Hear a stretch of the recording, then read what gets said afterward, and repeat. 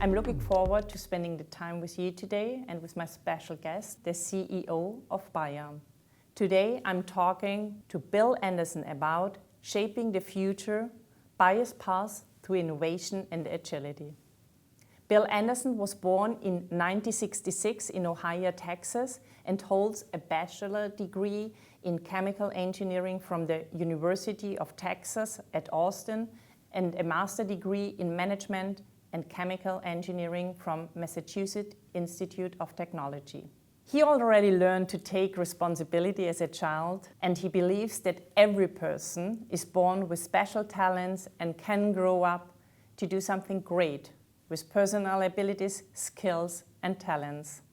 His father also worked for a chemical company. Bill started his impressive career in 1989 as a process engineer for research and development at Ethyl Corporation in the Netherlands and in Belgium. In 2023, he took over the CEO at Bayer. Bill is married and has 3 children. Bayer is a German-based life science company. The company's segments are crop science, pharmaceutical and consumer health. One of the best-known Bayer brands is Aspirin, which is more than 100 years old. Welcome, Bill, and thank you for the time for this exciting conversation today. We are facing epochal challenges in many, many areas in economy, politics, and society. And in an interview, you said we have to produce more food on less land. How can we achieve this, and what can Bayer contribute to this? Yeah, it's really important because 2 things are happening, two mega trends. One is the continued population growth in a number of regions in the world, especially Africa. Very large increase projected, hundreds of millions in the coming years. And so we're going to need more food. We also have large parts of the world where people don't actually have the food today that they would like to have. They don't get a lot of protein. They don't have meat sources because they can't afford them. So with the population and that demand for a more varied diet, a healthier, stronger diet is going to need more food. At the same time, we actually have less land to do that on. And a lot of people don't realize that. But farmland that's available for growing crops is shrinking. And why is that? It's shrinking because of urbanization, but it's mostly shrinking because of drought, of patterns of less rainfall. So you have major parts of countries like Spain, California, many others, where areas that were highly productive are basically going out of production. And so this is really important that we can, feed the growing world population, but with less land. And that's something that Bayer really is in the center of. We've been driving food productivity for the last 50 years, and we have things like innovations like something new that's coming, short stature corn. It's already in the fields in the US, Spain, Italy. It's corn that's growing it's basically the same corn product, but instead of the corn plants growing up to, say, 3 to 4 meters, they stop at 2 meters. That's important because they're much more resistant to bad weather, and that's the major crop losses in corn today are often from bad weather, but also because you can plant the corn more densely on the land. And what we're seeing now is farmers are getting increases of 20, 30, even 40% yield per hectare by using short stature corn. Exciting times ahead, not just for Bayer, for all of us. You grew up and studied in the United States and have worked in the UK, in the Netherlands and in Switzerland. How would you compare German bureaucracy and willingness to innovate with other countries based on your personal experience? Well, first I have to say, I know there's a lot of talk about bureaucracy in Germany. Bureaucracy is a global problem. And it's often misunderstood that people think, oh, this company is really bureaucratic or that state is really bureaucratic. Actually, a lot of what is bad about bureaucracy, that it's slow, that it's conservative in terms of not being willing to adopt important, good innovations, right? Things like this, that's what we mean by bureaucratic. These are actually built into the systems by design. For example, if you have 12 layers of hierarchy in a company, even if you have really entrepreneurial-minded leaders, you have a bureaucracy. If there are 11 layers above the people doing the work, judging them, deciding whether or not they can do something, it's bureaucratic. I would say Germany adds a little extra touch on that with some of the focus on rules. Things like the Mitbestimmungsgesetz, right? This book that's this thick, that of course hardly anyone who's working in Mitbestimmung actually uses this book because it's so thick and so complex.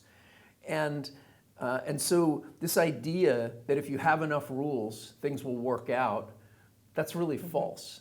And I'll give you an example. When I arrived at Bayer, we had a rule book that was 1,362 pages of all the rules for the people of Bayer.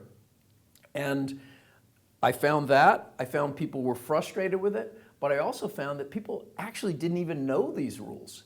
They just, the thought that there were all these rules prevented them from taking any action. They were just paralyzed. So we replaced that. We got rid of it. We took out 99% of the rules and we replaced it with like a 15-page code of conduct, which applies to me and applies to everyone at Bayer. It's about how we are to act, not what are the specifics. And I think that these are the kinds of things that we need to do to address bureaucracy. And to prioritize and focus more. Germany's economy stability as well as Europe's competitiveness under threat. The United States has a new president who is questioning alliances at breakneck speed that have been built up over decades and chartering new courses with America first, including tariff threat.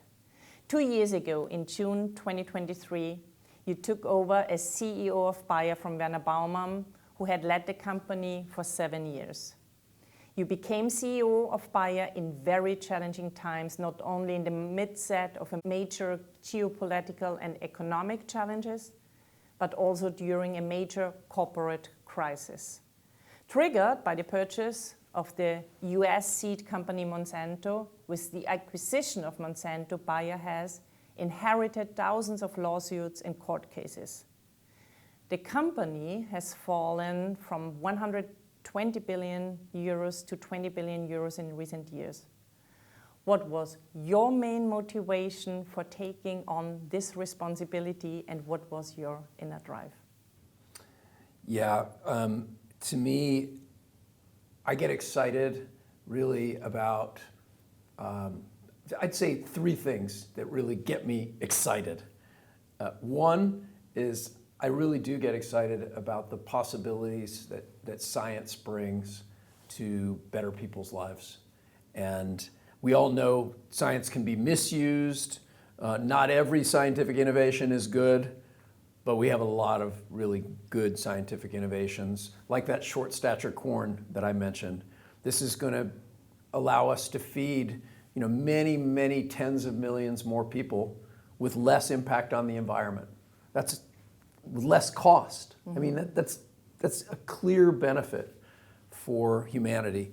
And Bayer, almost more than any company I can think of, is doing that. Whether it's in agriculture, whether it's in medicine. This month, we're trying to enroll the first patient in a phase 3 program in Parkinson's disease of a cell therapy. This is putting neuronal cells into the brain of Parkinson's patients so that they can set up shop there and deliver dopamine and perform a physiologic function as well to hopefully restore more of a normal function and to prevent further progression. I mean, that's what our goal is. That kind of impact, the impact of our consumer health division which is making self-care solutions available to tens of millions more people around the world. We take these things for granted. We can go to the drugstore and pick up some aspirin or Aleve. Hey, most of the world's population doesn't have access to that kind of thing. So I was really motivated by that. Second, I get really excited about bringing a new capability to people.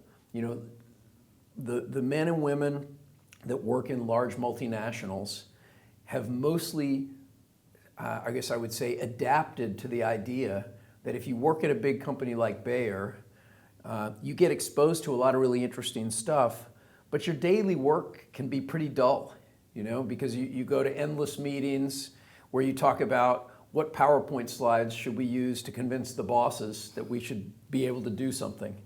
And I've spent the last 9 years really rewriting, with my colleagues, rewriting the book on how large organizations are led and how that can be done, and putting decision-making back into the hands of the people actually doing the work.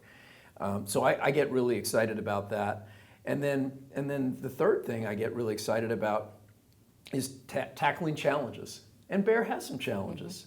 And so, you know, this is my element. I can't think of a place I'd rather be. Wonderful. The share price has dropped massively and the effort of a turnaround is enormous, but you like challenges. You just emphasize that. So internal and external challenges, bureaucracy, litigation, economic uncertainty we currently are facing. Health for all, hunger for none is the first and foremost of a global socio-political promise of stability and security. A pretty bold claim. How is Bayer managing to deliver on this powerful promise in these turbulent times, and also with the transformation within the organization? Yeah, it's true. Health for all, hunger for none. It's very bold. It's not a mission that we can ever complete, but it is something that we can always strive towards. And I found when I arrived at Bayer, this mission was already in place. And one of the number one questions I got was, "You're not going to change the mission, right?" And I was like, "No, it's one of the reasons I came." I love it. This phrase, it means a lot to the people of Bayer. And you know, I think it's amazing when you have a mission-driven organization, because let's face it, no one gets out of bed in the morning thinking, "Hey, we're going to be number one in sales," or you know, "My company's going to be number one in sales," or "My company's going to be, you know, going to take our profit margin up 2 points." Nobody gets out of bed in the morning and thinks that. But I can guarantee you, we have people at Bayer getting out of bed in the morning saying, "Hey, this new plant we're going to open is going to feed 40 million people in Africa. I got to get going," you know, or this new therapy for Parkinson's. I mean, this is a world-changing breakthrough, and it's counting on me. Mm-hmm. So, you know, I think the key isn't, okay, you got to have a mission. Now you got to be able to deliver on it. And how do you do that? And let me give you a quick analogy. When I first moved to Switzerland, that was 13 years ago, my daughter was in high school at the time. And she was a senior in high school. She was going out with her friends, and she was come home, you know, sometimes midnight, 12:30. And I would lay in bed thinking, okay, my daughter is walking through the city streets of a city by herself. Is this safe? I should be out there. I should be picking her up. And everyone said, "No, relax, it's okay." And I asked someone, why is it so safe in Switzerland? Why is it okay that my daughter can walk through the city streets alone? And you know what they told me? No. Said, because there's 8 million policemen.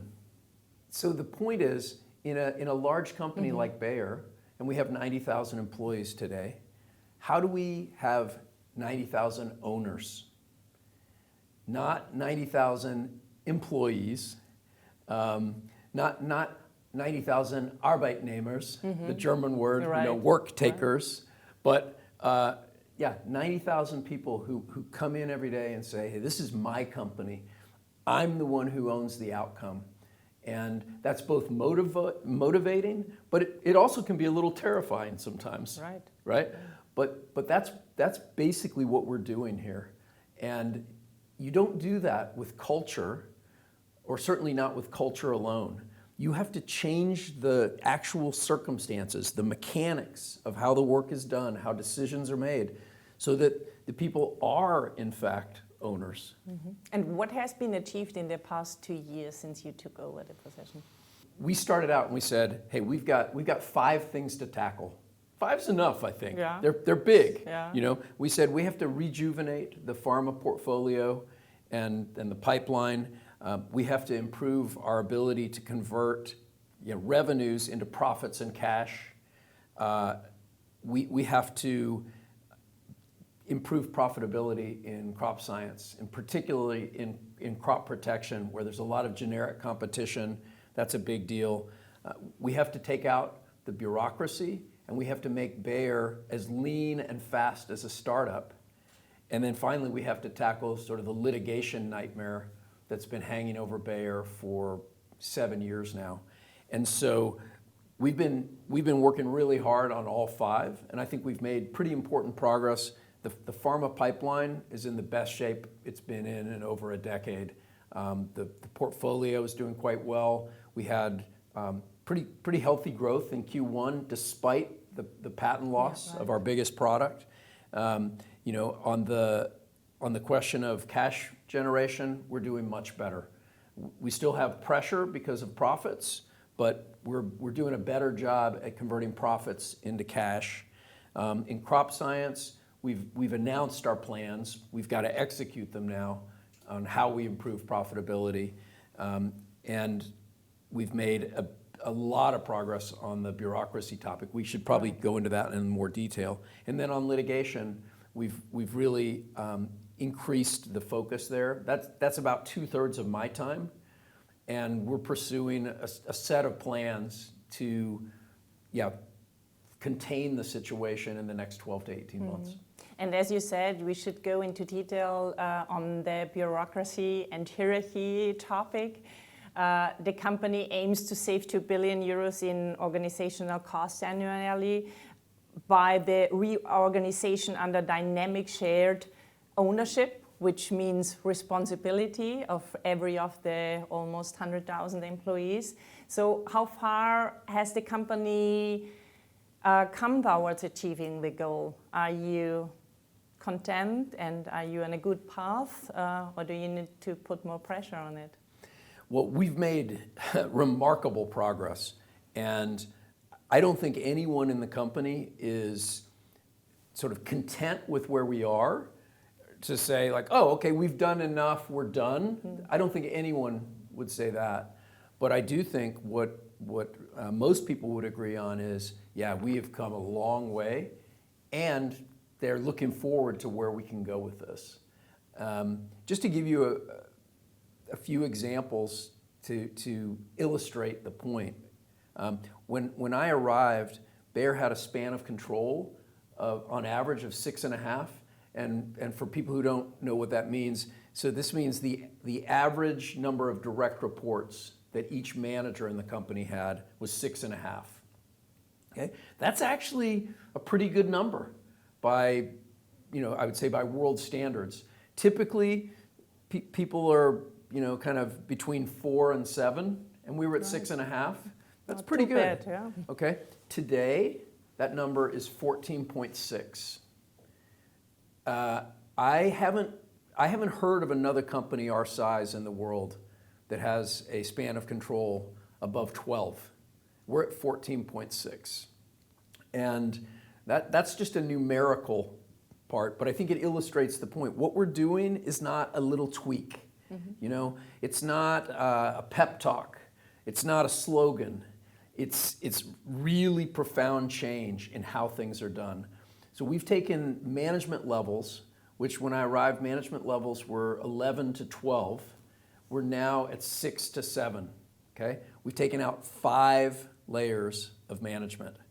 Usually when companies say they're taking out layers, they really mean they're taking out layer.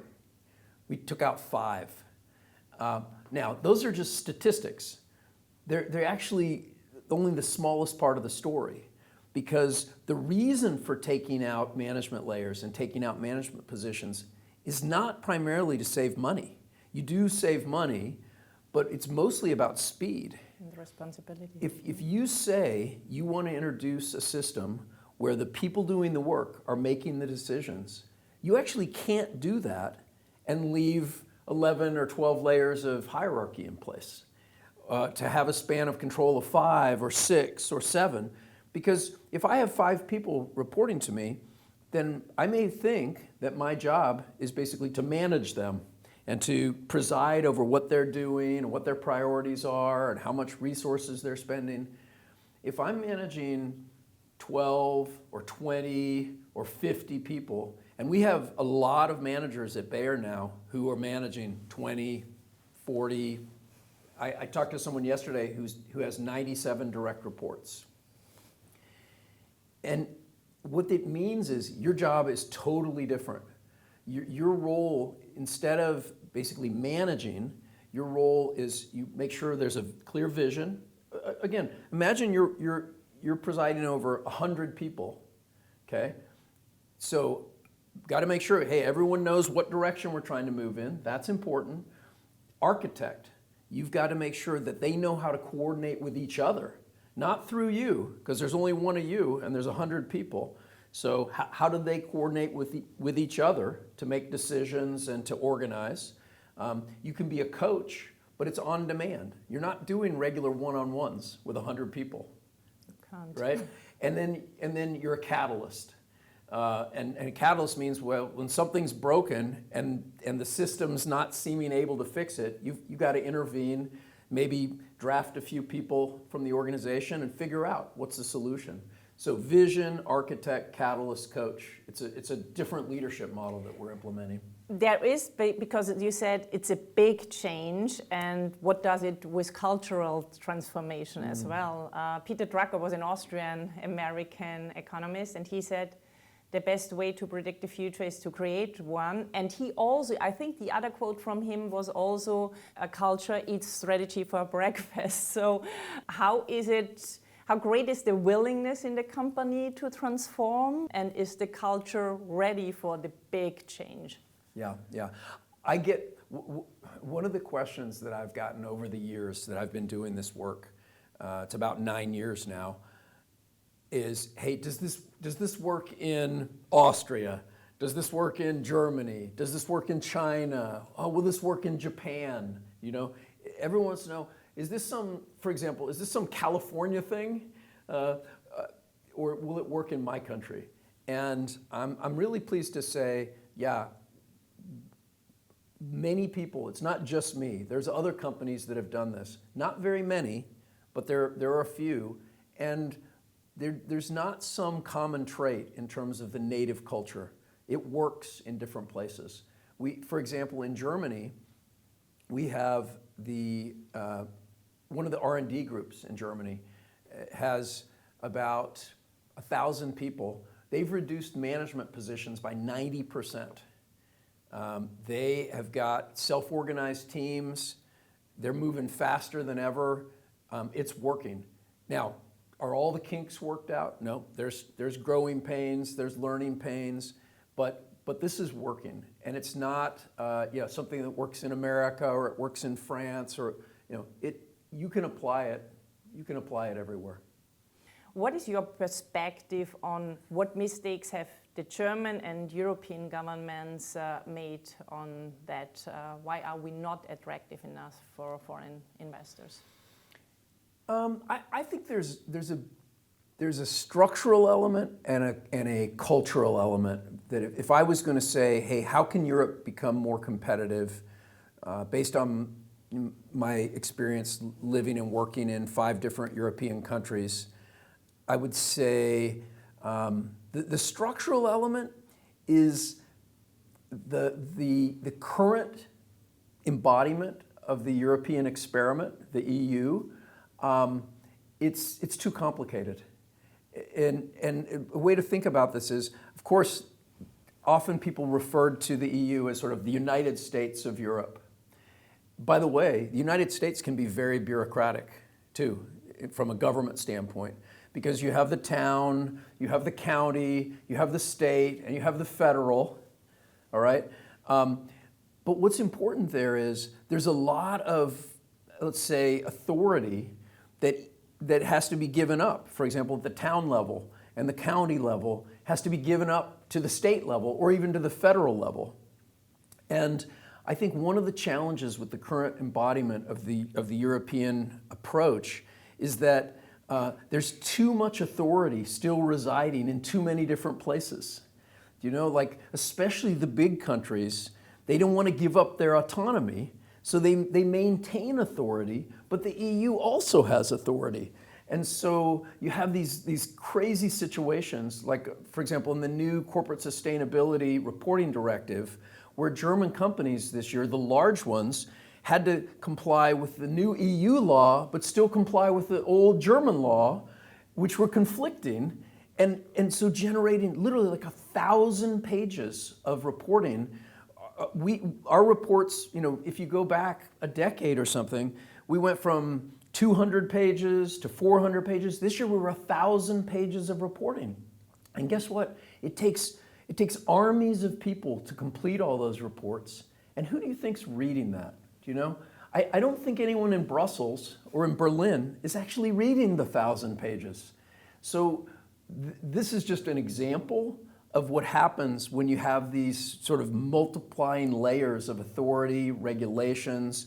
That's a structural challenge, and seriously, that needs to be addressed, or the experiment's in jeopardy. The cultural one is this idea that we need to regulate every new innovation. I think, by the way, I think we can all agree, not every new innovation brings progress for humanity. Okay, but we have a lot of rules and laws. I'll give you an example. We have privacy laws. We have laws about fraud. We have laws about theft. We have laws about false advertising. All those laws exist. And now comes AI. And then we feel the need, we got to have an AI law. No, what if we let AI do its thing and just say, hey, AI, do your thing, but don't commit fraud, you know, don't jeopardize people's identity protections or privacy. You see what I mean? Right. And so this idea that we can become, let's say Europe can be the leader, innovator in regulation, that's not working. It's failing, and it's a crushing burden on European competitiveness. And let's talk a little bit about AI and a very successful American company, Microsoft. Satya Nadella has been CEO for 11 years now. He took over Microsoft when the company was struggling a lot, also in danger by being overtaken.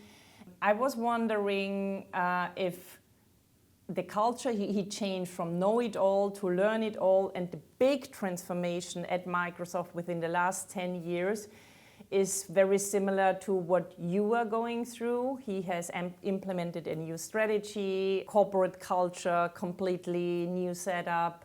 And do you see any parallels by the transformation Microsoft went through your job here as CEO at Bayer? And the other question regarding Microsoft is about artificial intelligence. You just mentioned it. Satya Nadella just recently presented a study that AI can have a big impact on agriculture. Do you see that as well? Yeah, first off, I would say, he's done an amazing job turning the company around, and I think that idea of moving from know-it-all to learn-it-all, that's fantastic. It's fantastic. Yeah. And by the way, who can't benefit from that? That's not just for companies. You know, like I think in our families, we can adopt that. Right. So hats off to him and the great work he's done with that. In terms of AI transforming agriculture, absolutely. It's happened.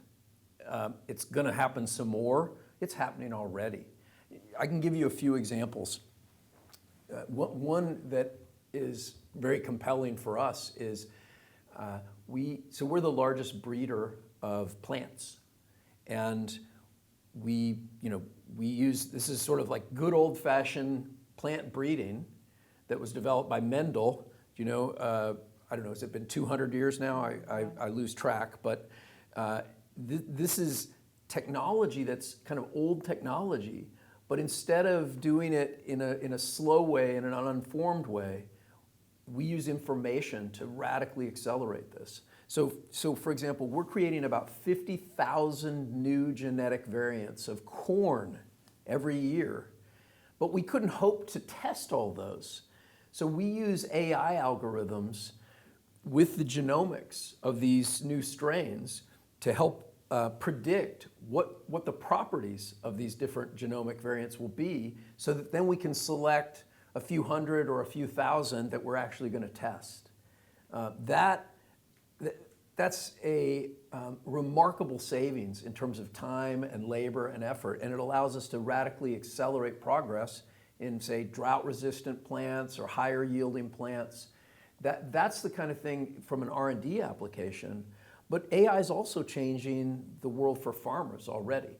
So we are one of the largest providers of digital AI tools for farmers in the world. And I met a farmer recently. I was in Washington, and he pulled out his cell phone when he knew I was from Bayer. He pulled out his cell phone to the Bayer app and was showing me his farm. And you could see the tractor going through his field and what they were applying. So farming is a really complex operation if you think about it. Most people think, oh, it's simple, it's just plants. But the soil's different, and even within a farm, the soil can vary quite significantly within the same farm. The water conditions, the other climatic conditions can be very different. And so this is all supported by local sensors and satellite monitoring, and also the Internet of machines. So the tractors, the combines. If you're in a combine harvesting corn or harvesting soybeans, you have real-time readout of what the yield per acre is from like every square meter, or every maybe say 10 square meters of land. And you also have information about what fertilizers have been applied and what amounts, how much moisture has it received, what crop protection chemicals are used. And then you have this amazing amount of data at the end of the season, and the farmer can use all that data with AI algorithms to make predictions about which seeds should they plant next year, which crop protection tools should they use. So it's already happening, and there's a lot more to come. Wonderful. Also on innovation, or just efficiency measurements? Both. Or Both. Yeah, 50-50. It's impossible to quantify, right. but I think it's that future is here. Yeah. And it's a good thing it's here, right, because we need it. Right. Beside your passion about Bayer and farming, let's talk about a little bit of your personality. So what helps you to achieve your balance in life with all the challenges you have here in the company? Well, probably for me, the most important element is my faith. Actually, when I was a young man, I made a decision to become a Christian and to put God in the center of my life, and that's a real it brings me a real inner strength. That, for example, I don't need to sort of prove myself, because I sort of have an audience of one, it gives me resources that I wouldn't have otherwise. For example, in my job, and over the years, I've had to deal with some very, very painful situations, some very frustrating people, but my faith gives me the strength to say, love my adversary, to try to put myself in their shoes and to say, hey, maybe they're having a bad day. I'm not going to react to that. Right. I'm gonna listen. I'm gonna sleep on it. So it's not. A lot of people mistake it. Christianity is not a faith of weakness. It's one of saying, hey, I don't have to control it. That I know my role and I know what only God can do. And it also gives you inner peace and the ability to be grateful for things in life. I get that, not just the strength to go through difficult times. What strengths have led you to your success? What do you think? I think I would say maybe a couple things. One is I'm a super curious person. Like, for example, I mentioned some of the radical changes that we're making in operations at Bayer, and I think they're going to deliver really amazing things for our shareholders, but also for our people. But where did that come from? And honestly, in me, where it came from was when I was about, 49, 50 years old, I had been already working in large companies, mostly large companies, for, 25 years. And I was starting to see, hey, is this really as good as it gets? Like, isn't there a better way? These annual budgets and these endless meetings and PowerPoint presentations. And is this really the only way to do things? And I'm so curious, I just couldn't live with that question, And that led me on a journey kind of almost literally across the earth to find out, is anyone doing it differently? And so that would be an example of where I do have a kind of compelling curiosity that does drive me a lot. I think another thing that's helped me be successful over time, maybe the most, is when I was a youth, I carried a chip on my shoulder. I felt like I really had to prove myself in the world. I think I wasn't a very cool kid. I got bullied some.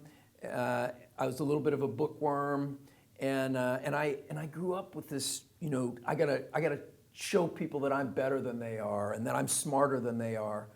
But when I became a Christian, it was like, ooh, that's not so good. You're supposed to consider others better than yourself. So how does that work? And what I would say is, over the last decades, I've gotten better and better at learning from the people around me. And most of the successes that I've had in my life have been from just listening to the people around me, especially the people who worked for me. They've made the biggest changes in me. Harnessing that energy and that collective intelligence, I think that's become a strength of mine instead of a weakness. And have you ever been afraid not meeting your expectation?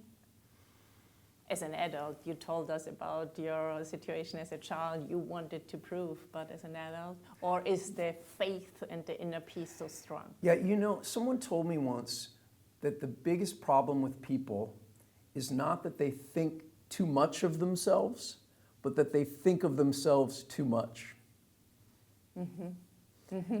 And I have actually found that to be true. I noticed when I was, probably still in my late 20s or early 30s, and I had a few presentations I had to make that I did some very well, and other ones I didn't do very well. And when I thought about, what was different, I noticed that the ones where I didn't do very well, I was very self-conscious. I'm thinking, am I saying the right thing? And am I talking to the right people? And what about the color of my slide or something? And I noticed that, human brains are remarkable. We can do amazing things with our brains, but one thing we're not very good at is doing two things at the same time. Mm-hmm. And so one thing I've really tried to do is say, hey, I don't count. It's not about me. So, and I don't mean that in some way of humility. I think humility is a good thing, but I mean literally, like, hey, it's not about me. So I'm going to focus on my work. I'm going to focus on the people. I'm going to focus on the project, the science, and the question about me, it's kind of irrelevant. Like that's not where it's at. Where it's at is outside of me. Yeah. And what are the values beside faith that drives you to life and that you did bring to your children as well? What can they learn from you? Well, my kids are all grown up now, so they've probably learned already most of what they could learn, and now it's my turn. I get to learn from them. But you just said we always have to learn, even if we are grown up. So we know it all, we learn it all. Yeah. So there is never. Oh no, I'm not done. I'm not done learning. I'm just probably done teaching my children. But, yeah. I think humility is a amazing thing, because humility, in a way, it's a remarkable contrast to pride. Humility says, hey, by the way, humility is not an opposite of strength. Humility and strength are tightly tied together. You know, if for example, if you meet someone who says, hey, I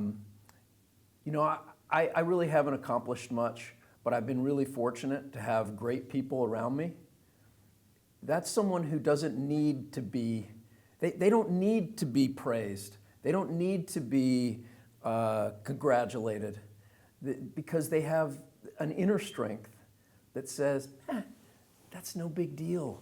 You know, this isn't about me. It's about what we can do together. And I think that that's something I'm still learning, you know, because with leaders, it can be a difficult balance, right? Because leaders, in one sense, are expected to lead. They're expected to have a vision and have a plan. But at the same time, that's not to be a domination, do you know? Mm-hmm.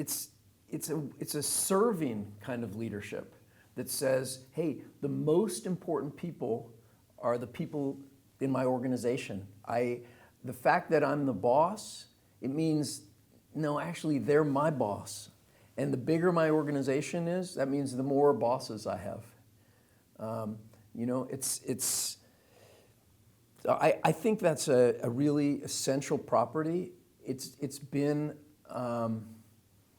maybe a little neglected lately. And I think all the attention on sort of the internet and influencers, and that's a lot about self-promotion. Right.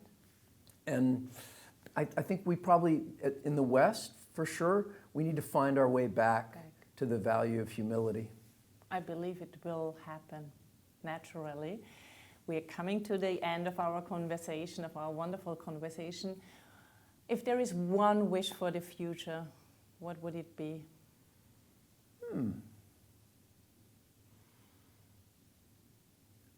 Oh, I think it's a dangerous question, because when you think about one thing, wow, it could be very sentimental, you know. But I do think I'd like to see, and let's talk about Germany, because we're here in Germany today, or in Europe.